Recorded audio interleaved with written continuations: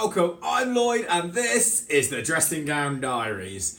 Apologies for my slow take up of the summer series. I should have put one out last week but didn't quite get round to it. However, let's see what happened. Let's have a start off. Well, firstly, Wales have started their tour with an unofficial win, but it goes as a win against South Africa, where it's all about the Under Armour, and that was the outside of the normal test arena, a test weekend, so they played the weekend before. But last weekend it started off New Zealand comfortably again in the end beating France despite some questionable refereeing from the English referee, but France again showed some enthusiasm but not enough to get over New Zealand and end up being a bit of a stroll in the park. The second game was a surprising one. Ireland buoyed with their Six Nations and also the Pro 14 and of course the Champions Cup, winning everything this season, headed to Australia full of confidence, thinking this would be an easy win and one we take on against an Australian team who have struggled somewhat in the Super Series with their regional teams.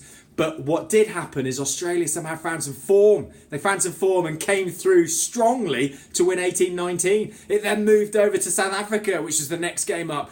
Unbelievable start from England. They were so direct, so cutting, amazing. But yet it all fell apart. It fell apart for Eddie Jones. It fell apart for England. And South Africa won what will be remembered as an amazing test with 80 points scored over the time period. However, can they produce the goods again? Does this bring a massive pressure on Eddie Jones now? What can he do? We'll walk on through that in a minute. Wales then played in Argentina, produced a great performance without all their Lions. You don't hear Gatland moan about that.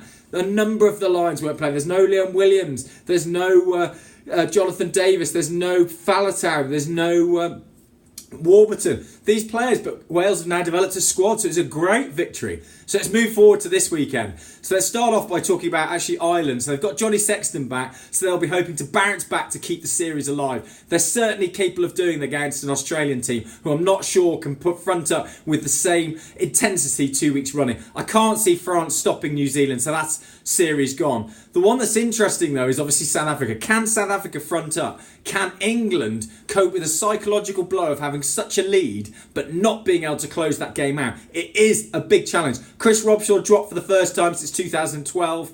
What is Mike Brown doing on the wing? Is Eddie Jones the only one in the world who still thinks Mike Brown has something to offer? Yes, he was a good player at the start of Eddie Jones's career or his England career, but now he's not. He's weak. I do like Elliot Day at fullback.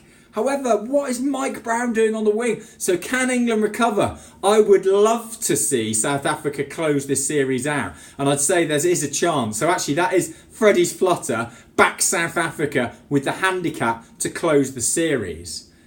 And then Wales closed their summer tour with a final game against Argentina. They've also made some changes. It's an encouraging Welsh side, and if they can close a 2-0 victory in Argentina, that would certainly boister them coming towards the autumn series as every team closes in on the World Cup for next year. So look, this is the Dressing Gown Diary. It's over now. It's only a short one. Hope you have a great weekend. And of course, the World Cup football is on. We can't get distracted, so come on England! Yes, it is confusing. I support Wales at rugby and England at football. Have a great weekend. Cheers.